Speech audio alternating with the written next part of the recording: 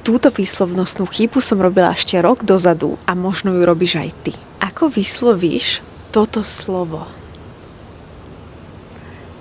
A možno si to vyslovila nesprávne a ani o tom nevieš, lebo slovenčina nás automaticky ťahá k tomu vysloviť to S-ko v slove deshalb ako z.